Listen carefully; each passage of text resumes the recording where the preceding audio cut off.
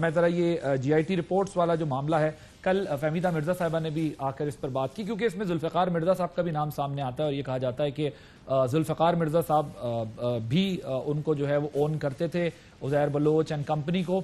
तो उस पर जो है वो पीपल्स पार्टी की तरफ से ये एतराज़ था कि ज़रा तहरीक इंसाफ की हुकूमत, क्योंकि फहमीदा मिर्ज़ा साहिबा वज़ीर भी हैं, तो उनसे ज़रा पूछ लें इसके बारे में।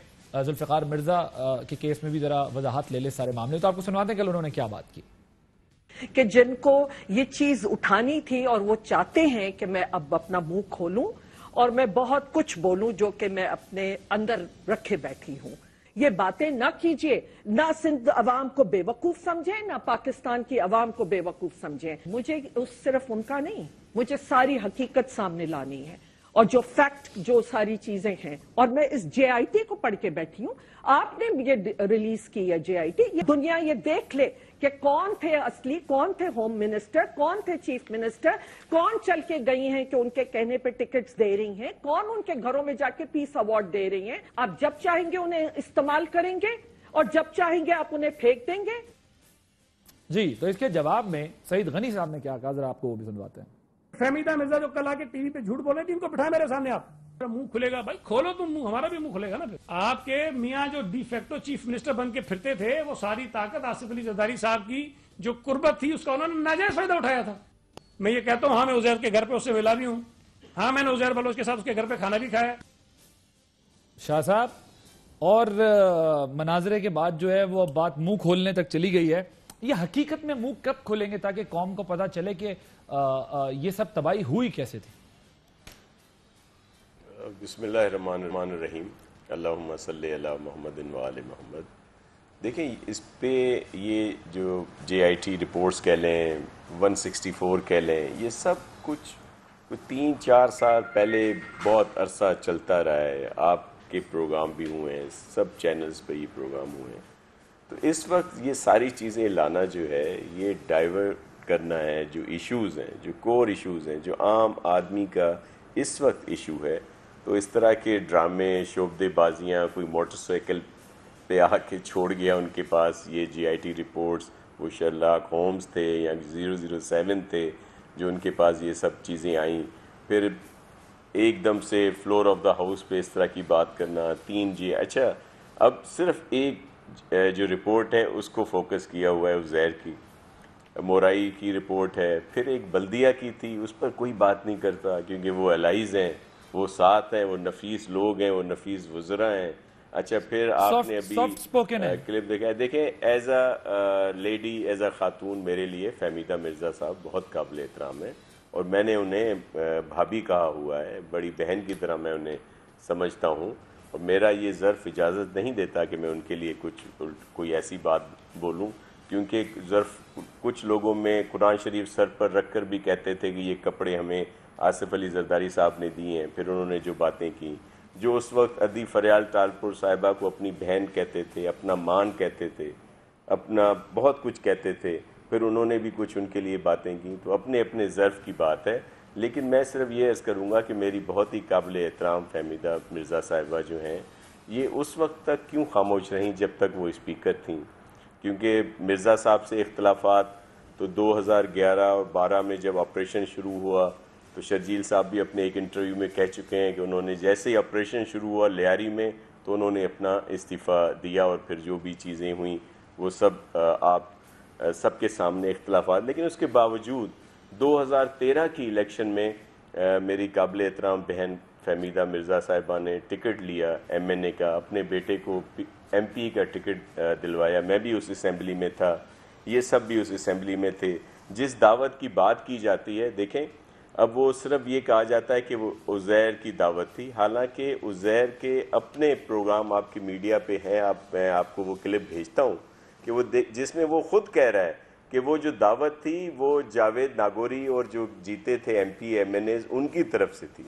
और उस दिन मैं आपको याद कर रहा हूँ, 2 दावतें थी। एक दावत में मैं भी था, PC होटल में थी, हमारे जो भयो साहब थे, मीर बाबुल खान भयो साहब MP हुए थे शिकारपुर से, एक उनकी दावत थी, एक जावेद और सानिया और शाहजहां ने की हुई थी।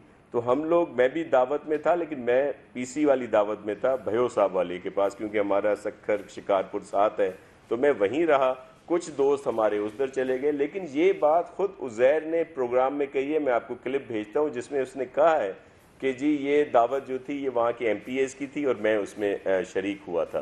तो अच्छा, फिर वो एक अवार्ड की बात अभी इन्होंने भी की जो मैंने सुनी, वो अवार्ड गौर से देखिएगा, वो वहाँ के एक छोटी अफसर जैसे होते हैं, ADO जो सब डिविजनल होते हैं एजुकेशन के, उनकी तरफ से उनका नाम लिखा हुआ है।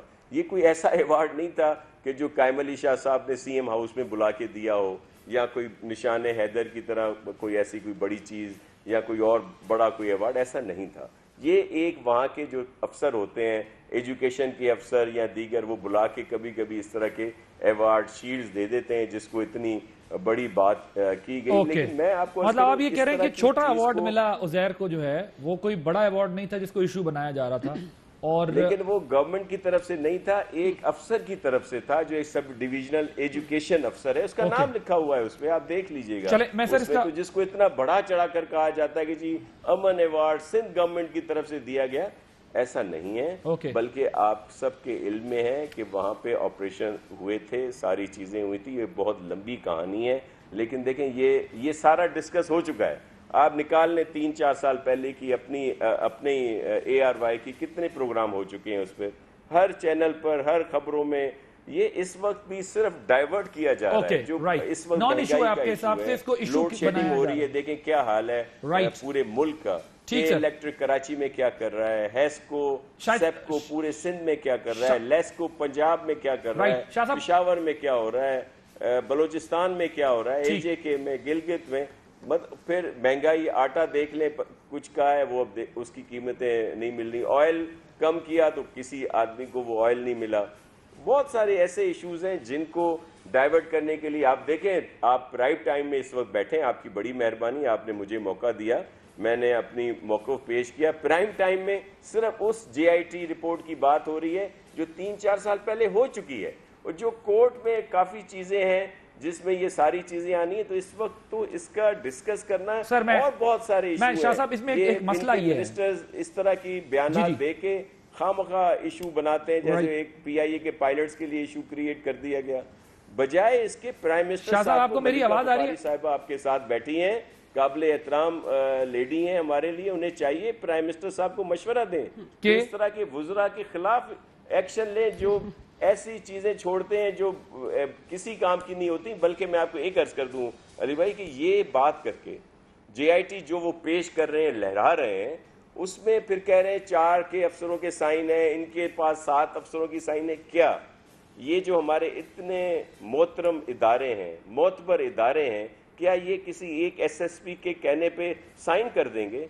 एक पेज पे साइन है जो गवर्नमेंट ने पब्लिक की है JIT की। सर वो ये कहते हैं कि JIT में 4 साइन है, एक JIT में 6 साइन। दुश्मनी में इदारों के ऊपर भी क्वेश्चन आ रहे हैं, इनको ख्याल करना चाहिए अली जैदी साहब को या इनके दीगर जो लोग, और इनको तो डिफेंड करना ही नहीं चाहिए ऐसी चीजों को। लेकिन अफसोस है कि वो PIA के पायलट की बात को भी डिफेंड करने आ जाते हैं, इस तरह की बातों को भी डिफेंड करते हैं। आज मुझे लग रहा है शाह साहब को शायद मेरी आवाज नहीं जा रही। शाह साहब मैं आपको मेरी शायद जी सॉरी, मैंने नहीं सुना, वो थोड़ा सा जी सॉरी, अगर आप कुछ कह रहे थे मैंने कोई बात नहीं, मैं 3-4 दफा मैंने इंटरप्ट किया, लेकिन शायद आपको मेरी आवाज नहीं जा रही थी।